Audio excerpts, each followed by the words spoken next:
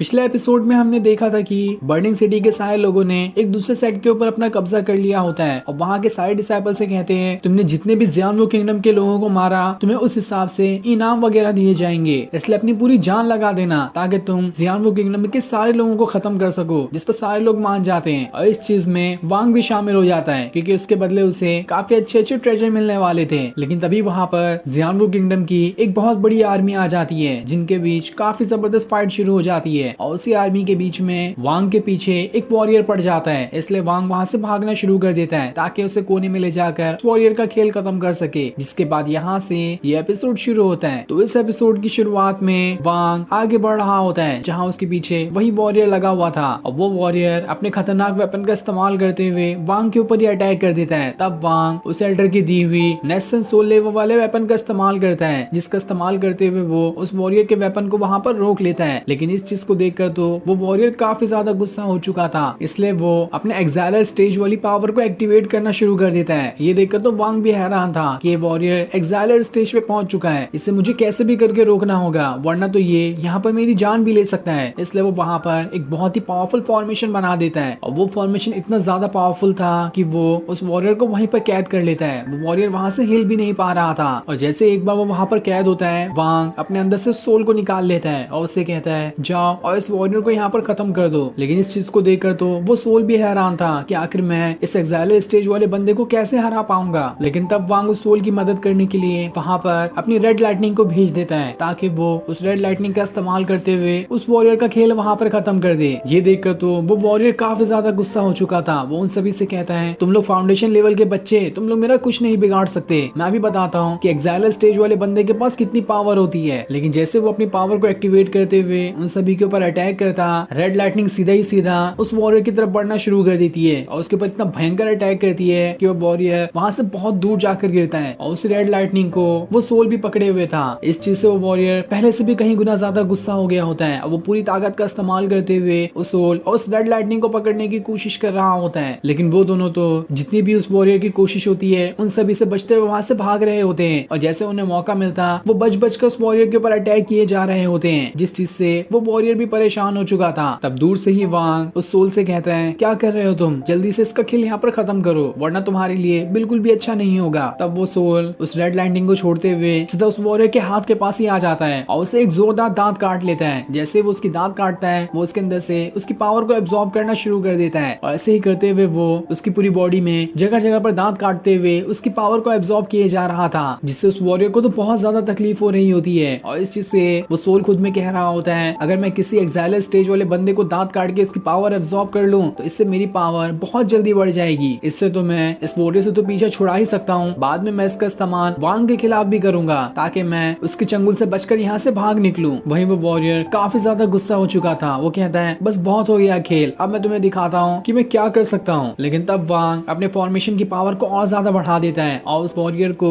चारों तरफ से वो रेड लाइटनिंग घेर लेती है, जिसके सामने तो वो वॉरियर जरा सा भी नहीं टिक पाता और इतनी सारी रेड लाइटनिंग का इस्तेमाल करते हुए वांग उस वॉरियर की वहां पर जान ले लेता है। जैसे उसकी जान जाती है उसके अंदर से एक्साइलर स्टेज वाली सारी पावर बाहर निकल कर आ जाती है, जिसे जल्दी से वो सोल खा लेता है ताकि इससे उसकी पावर बढ़ जाए। लेकिन जैसे वो उसे खाता है उसे बहुत ज्यादा बिजलियों का झटका लगना शुरू हो जाता है जो कि रेड लाइटनिंग उसे दे रहा था ताकि वो एक्साइलर स्टेज वाली पावर को बाहर निकाल दे, क्योंकि वो सिर्फ वांग के लिए ही है। इसलिए वो सोल अपने मुंह के अंदर से वो पावर बाहर निकाल देता है, जिसके बाद रेड लाइटनिंग उस पावर को वांग को वापस ले जाकर दे देती है। लेकिन तब वो सोल खुद को बचाने के लिए उस वॉरियर की बॉडी के अंदर ही छुप गया होता है। लेकिन वांग इस चीज को समझ चुका था, इसलिए वो उससे कहता है जल्दी से बाहर निकलो वरना मैं तुम्हारी यहाँ पर जान ले लूंगा। इसलिए वो सोल उस वॉरियर की बॉडी के अंदर से बाहर निकल कर आ जाती है और जैसे वो बाहर निकल कर आती है उस वॉरियर की बॉडी वहीं पर खत्म हो जाती है। तब वांग खुद से कहता है अगर मैं इस गोल्डन एक्साइलर को एब्जॉर्ब कर लूं तो इससे मेरी कल्टीवेशन काफी ज्यादा फास्ट बढ़ जाएगी और मैं एक फेक लेवल वाले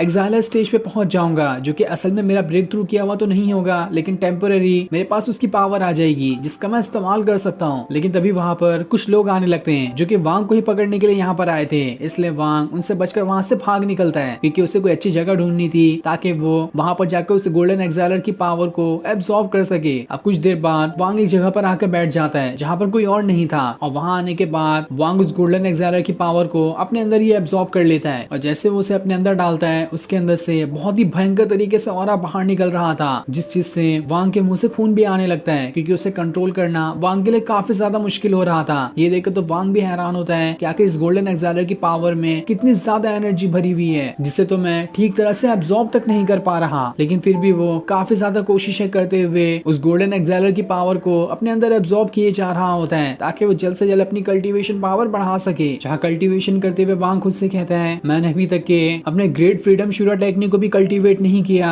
और इस गोल्डन एक्साइलर की पावर 10% खत्म हो चुकी है, और ये एक साथ ज्यादा देर तक के इसकी पावर को एब्जॉर्ब करने भी नहीं दे रहा। इसलिए मुझे अब बाद में अपनी कल्टीवेशन शुरू करनी होगी। इसलिए वो वहाँ से अपने आगे के काम के लिए निकल जाता है, और तब वहाँ पर वो सोल आता है जो वांग से कहता है, बहुत बहुत आपको मुबारक हो, क्योंकि आप तो अब एक नकली एक्साइलर स्टेज पे पहुंच चुके हैं। जिस पर वांग उससे कहता है, बस बहुत हो गया, भाषण करने की कोई जरूरत नहीं है, चलो आगे चलो, हमें यहाँ से अभी और दूर जाना है। इसलिए वो सोल वहाँ से आगे बढ़ना शुरू कर देता है, और जैसे जैसे वो आगे बढ़ रहा था उसी के पीछे वांग भी होता है, ताकि कोई भी खतरा हो तो सोल उसे पहले बता दे। लेकिन वो सोल उससे कहता है, मुझे एक बात नहीं समझ में आ रही, हम आगे तो बढ़ रहे हैं लेकिन हम जा कहाँ रहे हैं, मुझे तो ये मालूम ही नहीं, तो मैं आपको कैसे रास्ता दिखा सकता हूँ। जिस पर वांग कहता है, तुम्हें टेंशन लेने की जरूरत नहीं है, बस आगे चलते जाओ, हम यहाँ से बर्निंग सिटी के अंदर ही जा रहे हैं। दूसरी तरफ हम उसी वोल्केनो के अंदर का सीन देखते हैं, जहाँ पर सारे के सारे बीस्ट एक साथ मिलकर अपनी पावर्स को एक्टिवेट कर रहे होते हैं, ताकि सभी की पावर एक साथ मिलकर वो जो ऊपर फॉर्मेशन अभी नया नया लगाया गया है उसे भी तोड़ सके। और यहाँ पर इन बीस्ट की तादाद कम नहीं होती है, वो लाखों की तादाद में होते हैं, और उन सभी की इतनी ज्यादा पावर को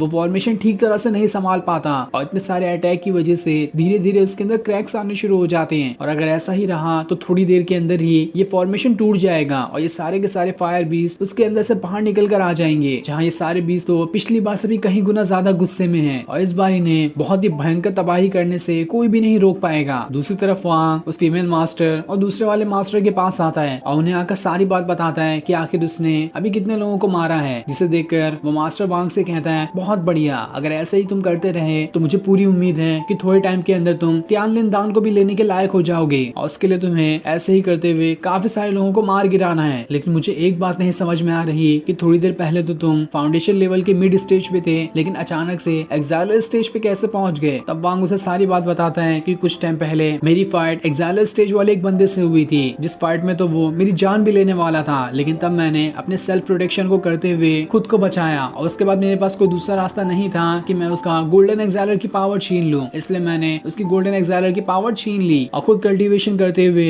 इस फॉल्स गोल्डन एक्साइलर स्टेज पे पहुंच गया, जो कि मेरा असल में ब्रेक थ्रू किया हुआ नहीं है। मैं बस टेम्पररी तरीके से इसकी पावर का इस्तेमाल कर सकता हूँ। लेकिन तब भी उस मास्टर को कुछ न कुछ तो वांग की बातों पे शक हो रहा होता है कि क्या ये वांग सही कह रहा है। लेकिन तब वो फीमेल मास्टर वांग को उस मैप का आधा टुकड़ा दे देती है, और अगर वांग ऐसे ही और ज्यादा किल करते रहेगा तो उसे थोड़े टाइम पे उस मैप का दूसरा हिस्सा भी मिल जाएगा। तब जैसे वांग के पास वो मैप आता है, उसे इस इलाके की काफी सारी चीजों के बारे में पता चल जाता है कि कौन सी चीज कहाँ पर है, और उन सारी चीजों का इस्तेमाल करते हुए वो आसानी से इस इलाके से निकल सकता है। तब वो फीमेल मास्टर उससे कहती है, क्या तुम जानते हो ज़ियानरू किंगडम ने दूसरे किंगडम के साथ हाथ मिला लिया है, और वो सभी मिलकर हमारे पर फाइट करना चाहते हैं, और आगे चलकर इस तरह से बहुत बड़ी वॉर होने वाली है। इसलिए तुम्हें यहीं पर रुकना चाहिए, ताकि तुम ज्यादा से ज्यादा लोगों को मारकर तियानलिन दान ले सको। तभी वहाँ पर भागते हुए एक आदमी आता है, जो उस फीमेल मास्टर और उस मास्टर से कहता है, बहुत बड़ी गड़बड़ी हो गई, उन फायर बीस्ट ने उस फॉर्मेशन को पूरी तरह से तोड़ दिया है, और वो अब बाहर निकल कर आ चुके हैं। ये सुनकर तो सभी एकदम हैरान रह जाते हैं, और फिर सीन दिखाते ही ये एपिसोड यहीं पर एंड हो जाता है। Thanks for watching.